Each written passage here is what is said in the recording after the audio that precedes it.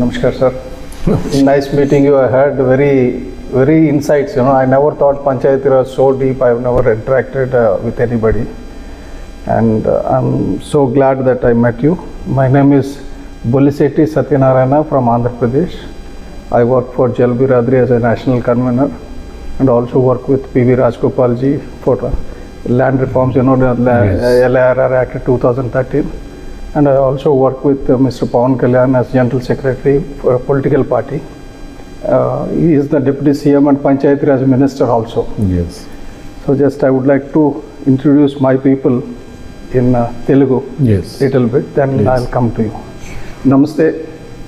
ఈ రోజు ఒక పంచాయతీ రాజ్కి సంబంధించిన సదస్సు గురించి నేను ప్రయాగ్రాజ్ రావడం జరిగింది. ఇక్కడ చంద్రశేఖర్ ప్రాణ్ గారు అని చెప్పేసి పంచ పరమేశ్వర్ సంస్థానాన్ని ఒకటి పెట్టి ఆయన పంచాయతీరాజ్ గురించి గత 15 సంవత్సరాలుగా చాలా ఎక్కువ పనిచేస్తున్నారు. ఇక్కడ పంచాయతీరాజ్ ట్రైనింగ్ ఇన్స్టిట్యూట్ అంటే పంచాయతీరాజ్లో మెంబర్స్కి వాళ్ళకి ట్రైనింగ్ అది చేస్తుంటారు. వాళ్ళు ఈరోజు ఉత్తరప్రదేశ్లో పంచాయతీరాజ్ సిస్టమ్ ఎలాగ పనిచేస్తుందన్న దాని మీద, అలాగే మహారాష్ట్ర నుంచి ఢిల్లీ నుంచి చాలా ఊర్ల నుంచి పంచాయతీరాజ్ దాంట్లో వర్క్ చేస్తున్న యాక్టివిస్టులు అందరినీ తీసుకొచ్చి ఒక దగ్గర కూర్చోబెట్టారు. మన ముందుని సునీల్ కుమార్ గారు, ఈయన farmer secretary to the government Panchayati Raj. So ఆయన అడిగి తెలుసుకుందాం. నమస్తే sir. Namaste. This is specifically for the people in Andhra Pradesh and Telugu. Yes. And we are so fortunate. We have a Panchayat Raj minister who wants to bring reforms and change in the Panchayat, and who wants to take the true spirit of Panchayat Raj Act to the ground level and to the grassroots level. Yes. And to some extent he succeeded, because in Andhra Pradesh 13,328 Panchayats. On 23rd August 2024 he conducted Gram Sabhas one day. All Gram Sabhas in one day. And within 1 year, whatever is declared on that Gram Sabhas has been achieved. Yes. And all the villages of beautiful roads are laid, and sanitation works are done, and lots of things are happening, and people in Panchayat Raj in Andhra Pradesh are very happy today. Yes. And this is just the beginning. It's not sufficient funds are still not there.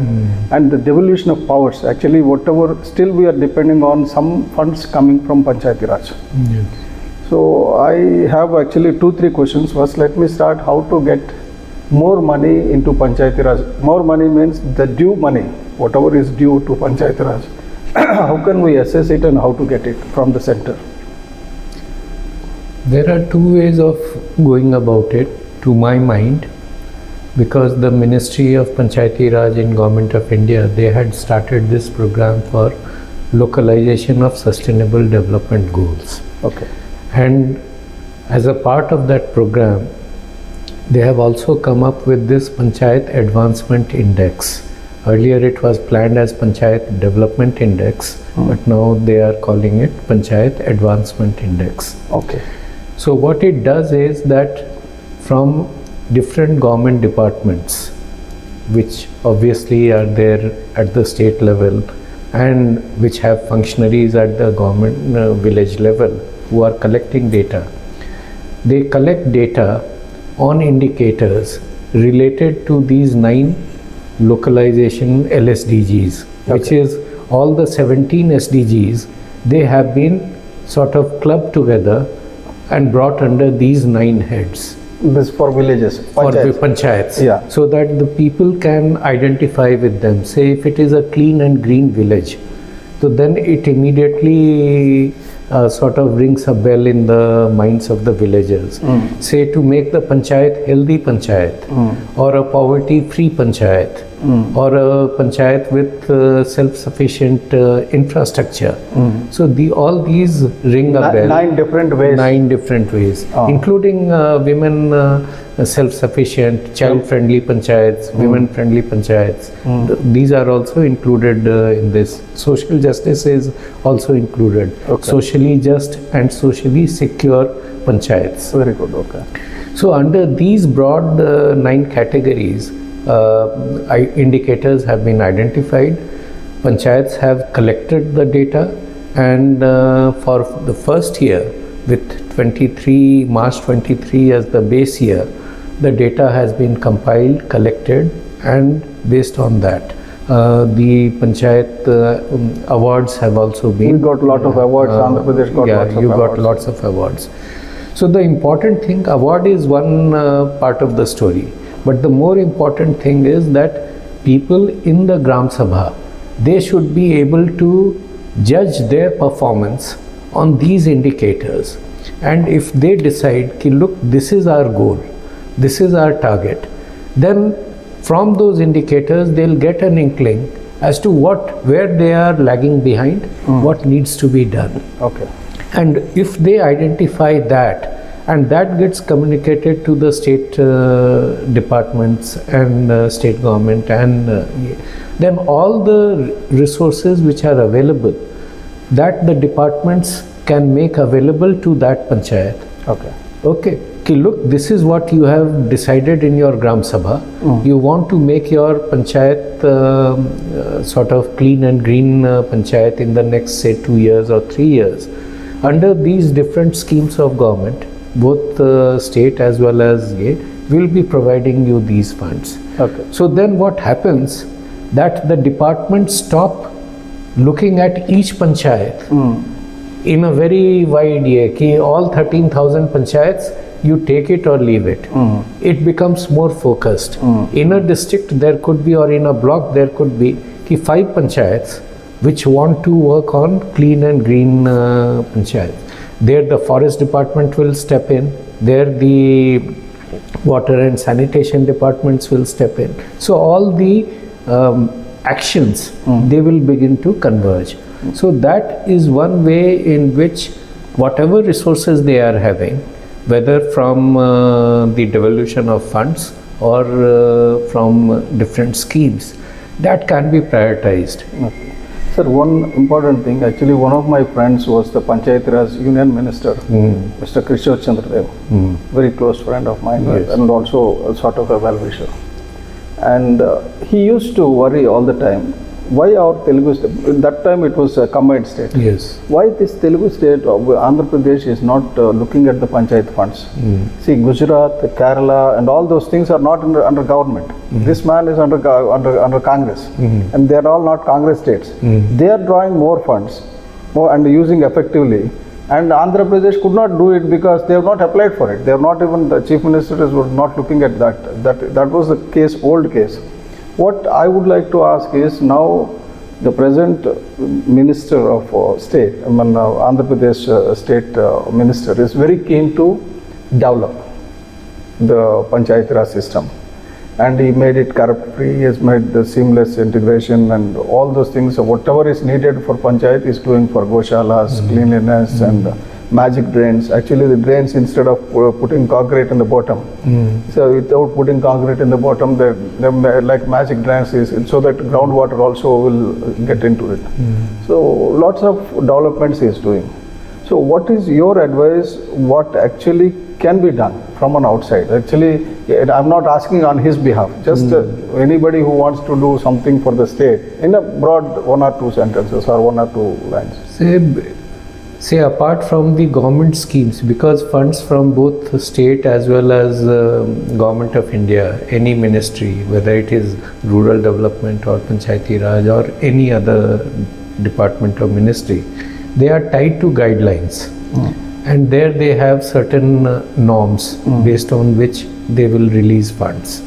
And funds to the state, and then from the state it will go to the panchayats. But if you are looking at untied funds, then to be given to panchayats, which they can use as per their priorities. At this point of time, I think, say, if the state is getting district mineral fund from mining, okay, so that right now is utilized in all states through a committee headed by the collector. The panchayats do not have any role in that. So they can be made a stakeholder in that. A portion of the funds, which right now all decisions are taken by the committee headed by the collector, that begins to go to the Gram Panchayat concerned. So then that will give them a greater say in that. Excellent. The second could be CSR funds. CSR funds wherever it's available, that could be utilized. Say if you have big industries, then they could sort of give their funds there. So how that needs to be tapped, how that can be tapped is another avenue which can be explored. Okay. And the SFC funds, as you know, because in Andhra Pradesh, there was a lot of problem in setting up the State Finance Commission. And they had not set up this earlier. There was a whole, it went to the courts, where the chairman of the SFC set up by the present CM in his earlier term. He was removed by the successor, and then the battle went to High Court, and for a whole long period of time there was no SFC. No State Finance Commission.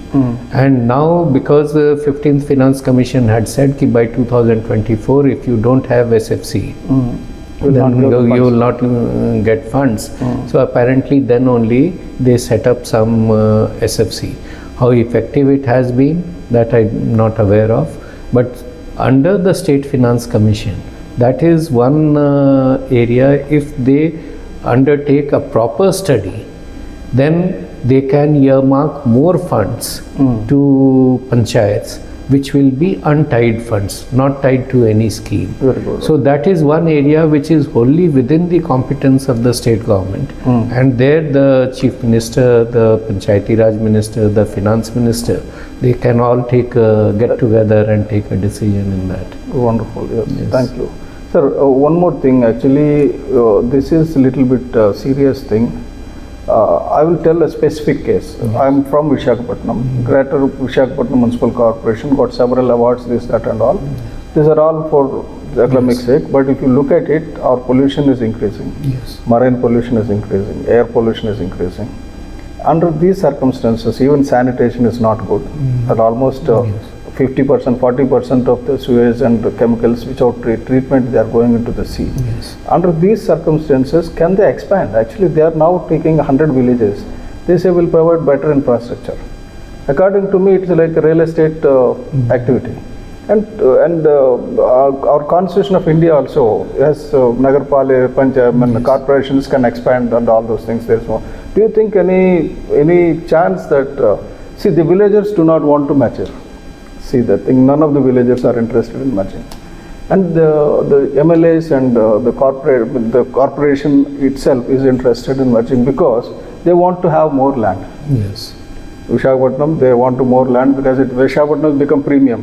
So allotment of land in Visakhapatnam, whether in the existing urban area or if you expand it, that is also called Visakhapatnam. So they think people are very happy to buy it. So I think they are looking at the economic resources. But for my problem is they have not provided this required infrastructure for the existing people. They are not able to give clean air, clean water and clean food. All those things are there. That's not there anywhere else. It's not only, I'm not talking about my Visakhapatnam, but no. Anywhere so when they are not in a position to cater the needs of the existing area, how can they expand? Is there any law says you cannot expand? Right now, unfortunately, in the Constitution, it's only mentioned that above 3 lakhs, there are 3 types of categories. You have town panchayats, then municipalities, and then municipal corporations. No figure or outer limit has been fixed. And in fact, because it is a state subject, whatever criteria is there is determined by the state governments themselves. So here a look at the municipal laws and rules, what do they provide, that would be useful. In some states, say in Maharashtra, if you want to take over or include any Gram Panchayat in your area, then apparently I understand, I am not 100% sure about that, there a resolution of the Gram Sabha is also required. So at least they have some say or some mechanism is in place through which the will of the people whether they want to become a part of the bigger city or not. So, and this problem is in some ways or the other being faced in all peri-urban areas, say areas which are close to the urban areas, boundaries, and especially closer to these megapolises, largely very fast growing, whether it is Lucknow, whether it is Meerut, Agra, Noida, or all those things. So there, to my mind, local governments, they have to have a very close connect with citizens. Apart from the raising of resources and others, they have to have focus more on governance issues, which means bringing governance closer to the people. That means you have to have in place systems and mechanisms and institutions which can sort of help citizens to connect with the institution. Now, if it grows exponentially, say if the population is 30 lakhs, and ideally one ward should have or ward member or councillor should represent 30,000 population. That is one maximum. So that means if your population is 30 lakhs, already you would be having 100 odd corporators. 100 to 150 should be the maximum, because if you have more than, say, if you have begin to have 500 corporators, or you artificially fix it at 250, say as they have done in Delhi, and where the population may be of exceeding 2 crores, 2.5 crores. So then you are making the constituency of a corporator almost as big as that of an MLA, say a lakh plus. And that defeats the whole purpose of local government. The local government and democracy. I agree. So here I think the answer would lie in what the specific provisions are in Andhra Pradesh. To my mind, there would be no official bar on that. Otherwise, no, I agree, but only logical bar what I'm seeing is when you are not able to take care of the existing infrastructure, can we expand? Can we take a sort of again this is a decision. Even judge will say that it is not written there. They may say that. The decision, ultimately it's a political decision, and people will need to take a call. Because say when you have a panchayat, you are the sort of determine your own fate, because as a Gram Sabha, the panchayat is bound by whatever is here. Everything is under your control. From your everything 100% control, zero control. Zero control, because then you will become one ward at best out of 100 or 200 wards, and therefore your the value of your representative is so much lesser than what it was when. And also devolution of funds for panchayats will come down, no? Because devolution of funds that will stop the moment you are. Now the problem would be you don't give funds. The corporation will not feed them. And the center which is feeding, that also will be stopped. That will also. Rural areas, whatever they were getting now, that will stop immediately. When it is added to a corporation, they will get some devolution of funds based on population criteria, which the 15th or 16th Finance Commission. Say right now, if it is included today, 16th Finance Commission has already given its recommendations. They would have based it on the population figures which were submitted to them, say 2 years back, or even projected figures. So it would never be enough to offset what they are losing. And also under different schemes of Government of India, say Ministry of Rural Development, whatever funds they were getting, that will stop immediately. So they end up losers. Loss is guaranteed, but gain is not assured. Not assured. Sir, one more important thing what I see is, recently a land of about 1100 acres allotted in Vijayanagaram, where thousands of people, village people came on the road, went to the collector office, submitted their representations and all. But see, what I want to know is, Can a decision being taken by the government or a cabinet without conducting social impact assessment for an industry? Just broad answer. I'm not saying. No, I think ideally no. No, right.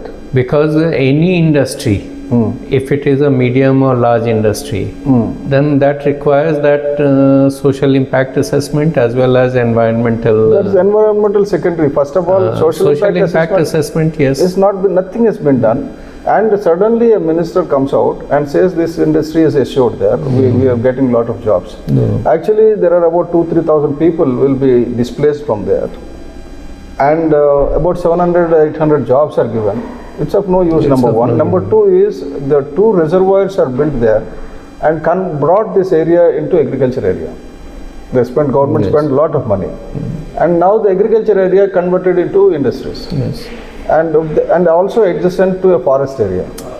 So the social impact assessment, if they make it, they'll understand that what they're doing is completely wrong. But they didn't do any social impact assessment. So I think because I'm sure that these rules or procedures are more or less the same in every state.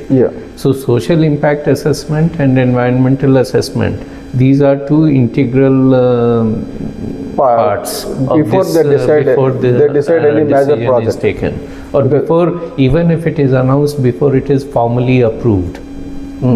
So because you can't stop a public leader from making an announcement, because it's not, notification is not given unless until notification is given, cause of action would not arise. So we can't approach any authority. So basically to protect the forest and to protect the agriculture lands, see, biggest threat is going to be in future if there is a war or something. Ultimately what you need is the food. And locally homegrown food. Otherwise homegrown food is not there, you are depending on imports. What will happen to the fuel, what will happen to the international transportation, we don't know. People have to die out of hunger. So the agriculture land conversion, actually the another important thing what I see in Uttar Pradesh now. Uttar Pradesh, lots of beautiful roads are coming up. As you said in your own speech, you said, lots of beautiful expressways are coming. And people, the land belongs to the people at both sides of express highways. They don't know the value of it after 5 years, after 4 years. And today their agriculture lands and the market value as on the record is like, say, per acre 20,000 rupees only or 10,000 rupees. And it will be 20 crores after some time. So these people are buying, lots of people are coming and buying right and left and center because they are 100% sure land conversion is in their hands. And it is here, no? And the situation, one is people who purchase these agricultural lands, sometimes they also have an idea of what the future land, whether land use conversion will land owners place. Will not be having idea, but the buyers will have. The buyers would be having. They would be aware that under master plan so and so, this area is likely to come up for or some canal is coming up or something like that. So that's why they make this investments. Just as in the share market, insider trading is banned. So this should be banned, actually, but not banned as of now. Say use of this insider information as to what policy decision will be taken by which authority in future. That is also a corrupt to be confidential, practice. But that is also a corrupt practice. So if people are making use of that, so then you are depriving the original owners, and that's why you find that the original owners, they become watchmen or security guards on the in the same residential towers which come up, which once belonged to them. It is happening everywhere in Andhra Pradesh also. I see lots of people who sold their lands for a couple of lakhs. Now their land has become crores of rupees, and these people have spent those 2 lakhs, and they are on the road, as you said. They will become watchmen of their own land. The building is built in their own land. Sir, overall, what I see is only bringing awareness amongst the people about their rights and possible threats.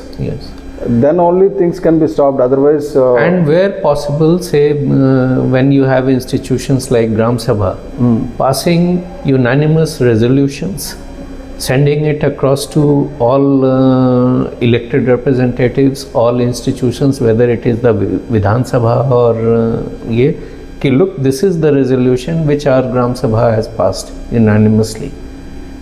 Then slowly that is one mechanism through which pressure can be built in a democratic society. So it's just something about yourself. Actually, I met you yesterday, last evening, and today, and you are leaving now. Yes. And I'll be meeting you in Delhi. Where actually, what you were actually at the time of retirement? I was secretary in the Ministry of Panchayati Raj in Government of India. Okay. It is when it is? I was there from December 15th, 2019 till October 31st, October 2023. Okay. So during that period I was there. Okay. So you are currently? I am now, after retirement, I am staying in Greater Noida. I am a visiting senior fellow in Center for Cooperative Federalism and Multi-Level Governance, which has come up in Pune International Center. Oh, excellent. It is a think tank, and with there also one is trying to sort of build a case as to how local governments need to be strengthened across the country. So that is one year, and then off and on advising different groups which are working in the field. So in a advisory capacity. I talked to all the people. Everybody gave very good opinion about you. Rajgopal or Basaraj Patil or even Rajendra Singh or Chandrasekhar Pran, who are all working in the field. They are all very happy, and thank you, sir. Nice meeting you. Thank you. I'm very happy. I'll be in touch with you. Thank you. Thank you.